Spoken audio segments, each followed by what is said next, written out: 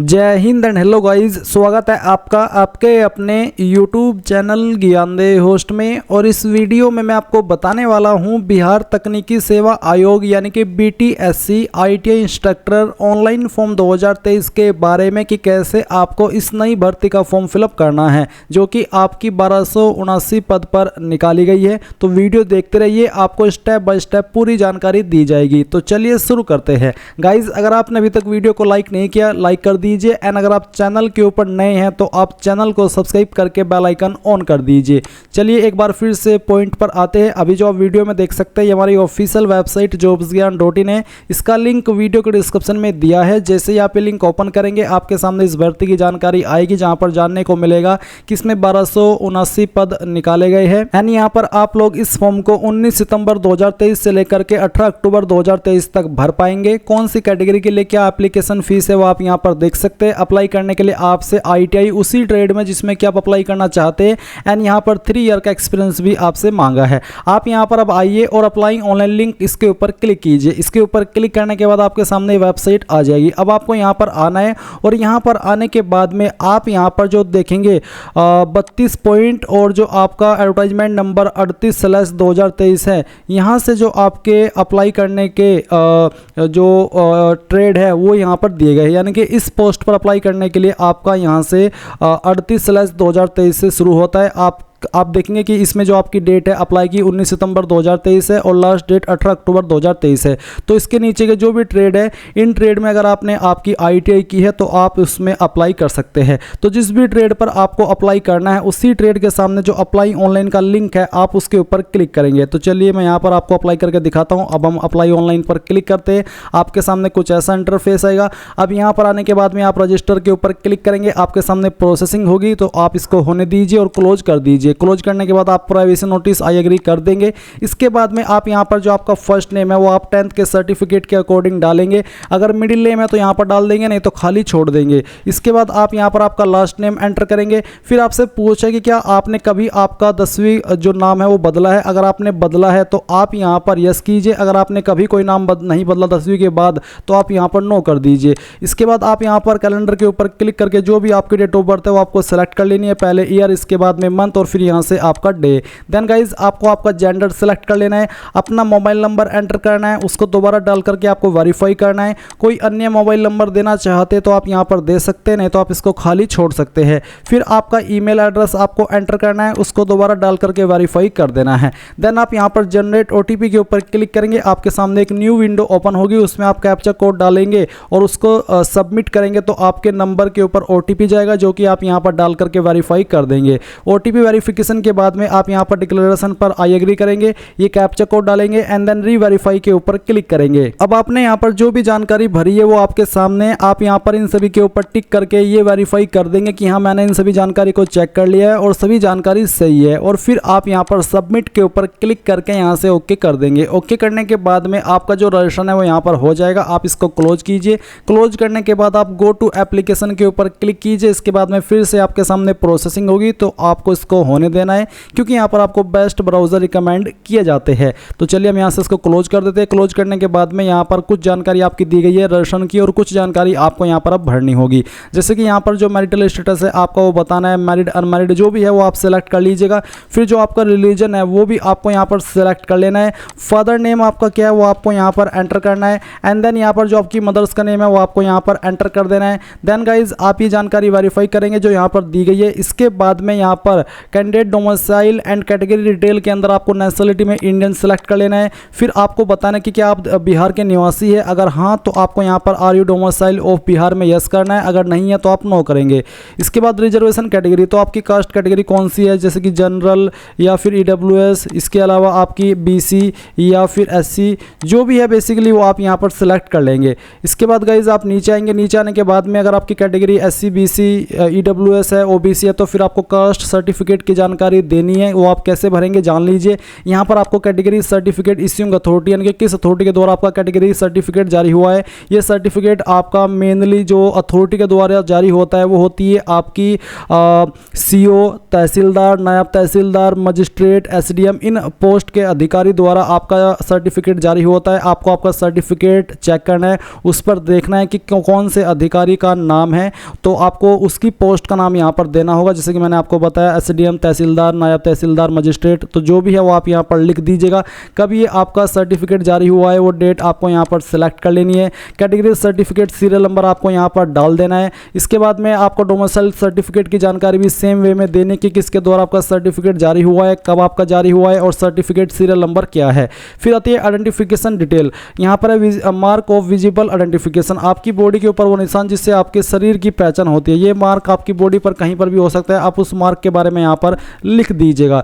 इसके बाद आता है please select type of identification. आपको यहाँ पर कोई एक आईडी सेलेक्ट कर लेनी है, जो भी आईडी आपने सेलेक्ट किया है फिर उसका जो नंबर है वो आपको देना है और आपका नाम उस आईडी के ऊपर क्या है वो नाम आप यहाँ पर लिख देंगे नेम ऑन के बाद में। इसके बाद में यहाँ पर आप टिक करेंगे एंड सेव एंड नेक्स्ट के ऊपर क्लिक करेंगे। अब आपके सामने एडिशनल डिटेल का सेक्शन है जहाँ पर कुछ सवाल आपसे पूछे, जैसे कि व्यवसाय अनुदेशक के लिए आवश्यक योग्यता प्राप्त करने का वर्ष, तो आपने किस साल के अंदर आपकी जो क्वालिफिकेशन है इस पर अप्लाई करने की वो कंप्लीट कर ली थी, वो आप यहाँ पर सिलेक्ट कर लीजिए। इसके बाद में पूछे कि क्या विकलांग है और आपकी विकलांगता 40% या उससे ज़्यादा है, अगर हाँ तो यस, नहीं तो आपको नो करना है। इसके बाद क्या आप स्वतंत्रता सेनानी के आश्रित है, अगर है तो आप यहाँ पर यस कीजिए, नहीं तो नो कर दीजिए। फिर यहाँ पर गाइज आपके सामने ऑप्शन है कि परमानेंट एम्प्लॉय डिटेल, क्या आप बिहार सरकार के स्थायी कर्मचारी है, अगर आप है तो आप यहाँ पर यस करेंगे, नहीं तो यहाँ पर भी आपको नो करना है। इसके बाद आता है कि क्या आप बिहार सरकार के संविदा कर्मचारी है, अगर आप ऐसे कैंडिडेट है तो आप यस कीजिए, नहीं तो यहाँ पर भी आपको नो करना है and then save and next के ऊपर क्लिक कीजिए। अब आती है आपकी एड्रेस की इंफॉर्मेशन। तो पहले है परमानेंट एड्रेस, तो जो आपका परमानेंट एड्रेस है वो आप यहाँ पर फिल करेंगे लाइन 1 और 2 के अंदर। इसके बाद यहाँ पर जो आपकी डिस्ट्रिक्ट है वो आपको सेलेक्ट कर लेनी है, आपका पोस्टल कोड है वो आप यहाँ पर डाल देंगे। आपको नोट करके ये बोला है कि यदि आप बिहार के डोमिसाइल में हाँ का चयन करते हैं तो स्थायी पता बिहार का ही होना चाहिए, अन्यथा आपकी उम्मीदवारी रद्द की जा सकती है। तो ये आपने यहाँ पर पढ़ा। इसके बाद यहाँ पर जो आपका प्रेजेंट एड्रेस है वो आपको भरना है। अगर आपका परमानेंट और प्रेजेंट एड्रेस एक ही है तो आपने जो एड्रेस ऊपर भरा है वही आप यहाँ पर भर सकते हैं, बट अगर अलग है तो अलग से आप यहाँ पर अपना एड्रेस भी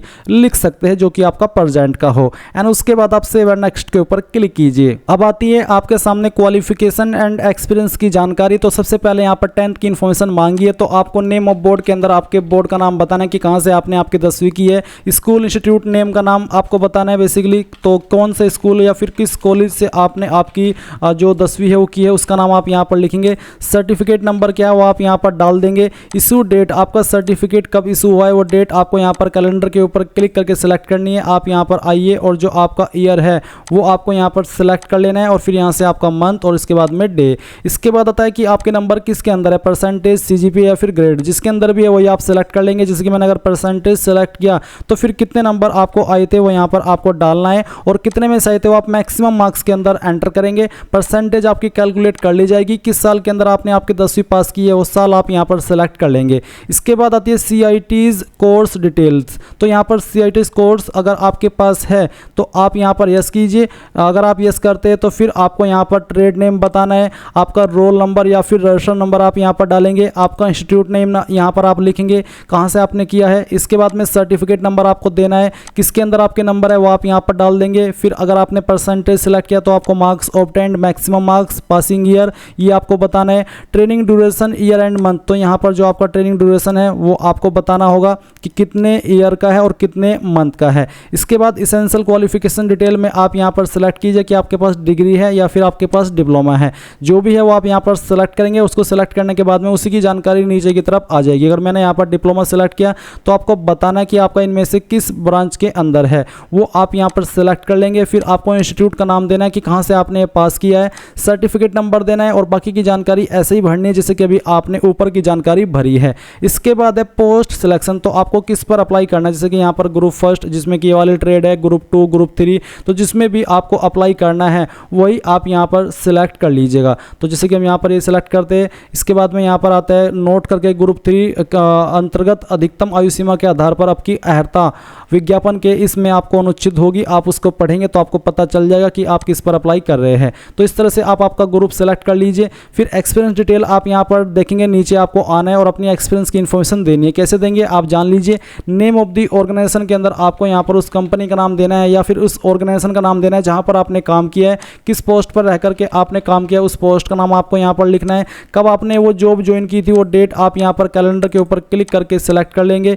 कब तक आपने जॉब की थी वो डेट आप यहाँ पर सेलेक्ट कर लेंगे। पे स्केल या फिर आपको कितना सीटीसी मिलता था वो आपको यहाँ पर लिखना है। सर्टिफिकेट या फिर लेटर नंबर आप यहाँ पर लिखेंगे। इश्यू डेट आप यहाँ पर डालेंगे कि अब ये इशू हुआ है। सर्टिफिकेट यानी कि एक्सपीरियंस सर्टिफिकेट या फिर जो आपको लेटर मिला है वो आप यहाँ पर डालेंगे और कब आपको ये मिला है वो डेट भी आप यहाँ पर डाल देंगे। इसके बाद नीचे आएंगे और अब आप यहाँ पर सभी जानकारी चेक करते हुए सेव एंड नेक्स्ट के ऊपर क्लिक करेंगे। अब गाइज आपके सामने डॉक्यूमेंट एंड पेमेंट का सेक्शन आ चुका है। तो यहाँ पर आपको आपका जो पासपोर्ट साइज फोटो है वो अपलोड करना है। तो आप क्लिक टू अपलोड के ऊपर क्लिक करेंगे। इसके ऊपर क्लिक करने के बाद आप यहाँ पर जानेंगे कि आपके फोटो का साइज 80 से 200 KB के बीच में होना चाहिए और यहाँ पर आप ब्राउज टू अपलोड के ऊपर क्लिक करके जहाँ पर भी आपकी फोटो फाइल है दिए गए इंस्ट्रक्शंस के अंदर वो आप अपलोड करेंगे।